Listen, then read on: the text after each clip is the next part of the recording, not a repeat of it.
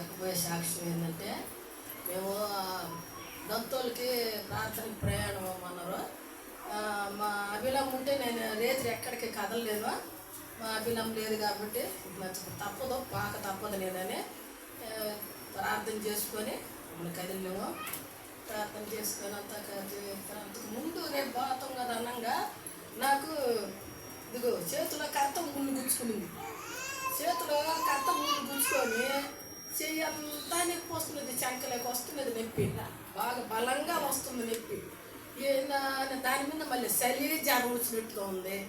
అయినా దంతోళ్ళకి ప్రార్థనకి పోవాలా, తప్పదు, పోవాలా, అభిలమ్మ లేదు, నేను పోవాలా అనుకొని యేసయ్యా ఈ నొప్పి చూస్తే బలంగా ఉంది, నాకు చూస్తే చలి వస్తుంది, జ్వరం వచ్చినట్టుగా ఉంది అనుకుంటా చేయించాలి చూసుకుంటా.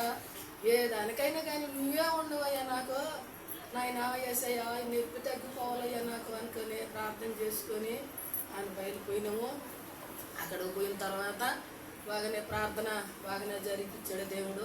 అయ్యగారు అమ్మగారు కూడా అందరూ వచ్చారు, ప్రార్థన చేసుకున్నాము. ప్రార్థన చేసుకొని భోజనాలు అంతా అయిపోయిన తర్వాత కదిలింది వాన, కదిలింది వాన, కదిలి వానలో మేము కూర్చోలేకపోతివి, నిల్చుకోలేకపోతివి, వాన దప దప దప దపని పట్టింది. ఈ సాయిలేమి రాజు ఈ నత్తనేలు యాడ బిర్రిగా తోలుతారు ఈ వానికి, ఈ నడువులు నొప్పిలేపాయా, ఈ అటు చేయరా నాయన అనుకుంటా. అయ్యా గిరిధోని చిన్నగా తోలేటట్టుగా నాయన అంటా ఉండేది. నేను గిరిధోనికి ప్రార్థన చేస్తాను, వాన తగ్గిపోవాలి ఆయన అనుకుంటా ఉండేది. వాన బాగా పట్టింది. ఆడనిందా నాయన కలక్కమని నా యారో మనిషి నడువు నొప్పి కలక్కమనింది. ఆ కలక్క నొప్పి నడవ నీడులే కథలు నీకుండా అయిపోయింది. ఎటు చెయ్యాలా అని చెప్పానని అప్పుడు ఆడ చేరి మర్చిపోయినా. అప్పుడు ఆడకి పోయిన తర్వాత సార్కి చూపించిన. సార్ అన్న ఏం లేదు అయ్యా మాట్లాడు సార్, నాకు కథ ముందు గుచ్చుకొని సార్ చెయ్యాలని నొప్పిగా ఉంది సార్ అన్న. సారు చేశాడు, చెయ్యి పట్టుకొని ప్రార్థన చేసిండు. నొప్పి ఏమి ఇంకా లేదు, నొప్పి తగ్గిపోతే నొప్పి నరం బుడుగుతో వస్తున్నది. ఇదేదో మోసం చేసింది నాయన, కర్త ముళ్ళు కదా ఇష్టం అనుకుంటారు అనుకున్నాను, భయపడ్డాను. సార్ ప్రార్థన చేసిన తర్వాత చలి తగ్గింది, జ్వరం తగ్గింది, చెయ్యి నొప్పి కూడా తగ్గిపోయింది. తగ్గిపోయేసింది, బాగానే ఉన్నాను, ఇంకనే పర్వాలేదు అనుకుంటా. అన్నం తింటాను, చెయ్యి కూడా ఊపి చూసుకున్నాను బయట కూర్చొని, బాగా తగ్గిపోయింది అనుకున్నాను. ఈ వాన దాటి నరాలన్నీ పట్టుకుపోయినాయి, నరాలన్నీ నొప్పులు వచ్చేసినాయి. కలక్కమని నా తాటలో వస్తా బాగా తడిసిపోయి మొత్తం అయిపోయినాము. వచ్చింది ఇక్కడికి వచ్చిన తర్వాత నాకు నిన్న ఉదయాన ఒళ్ళు నొప్పులు కోట్లుగా ఉన్నాయి. నిన్న ఉదయాన బాగా నిన్నటి రాత్రి నేను మామూలుగా వాళ్ళ ఇంట్లో కొనుక్కుంటా, ఏడా అభిలమ్మ ఇంట్లో కొనుక్కుంటే బాగా అలవాటు అయిపోయింది నాకు. ఆడ కొనుక్కుని వస్తా ఒక మూల పోయి.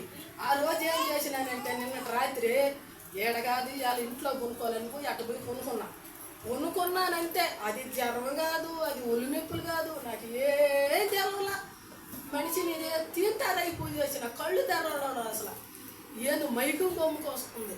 ఏసయ్యా ఏసయ్యా ఏసయ్యా అనుకుంటా, హృదయంలో అనుకుంటా, అయ్యా నువ్వేముండవు నువ్వేముండవు నువ్వేముండవు నువ్వేముండవు అనుకుంటాను.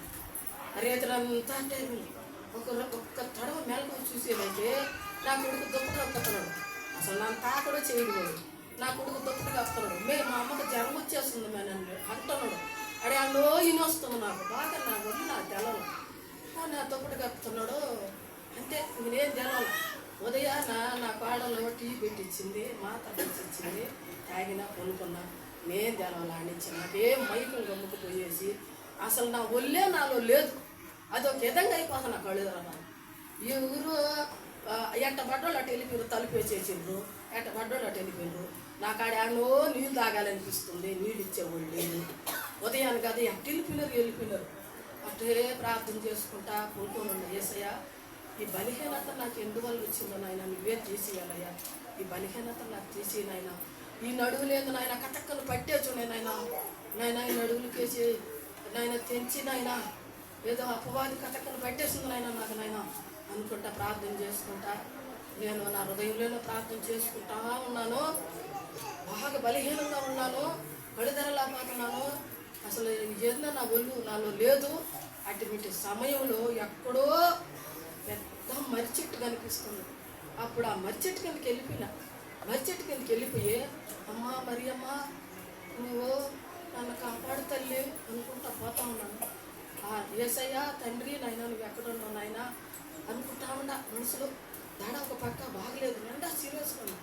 అయ్యా నన్ను కాపాడయ్యా యేసయ్యా, అమ్మ మరి అమ్మ నన్ను కాపాడు తల్లి, అమ్మ నన్ను కాపాడు అమ్మ అనుకుంటా ఉండా.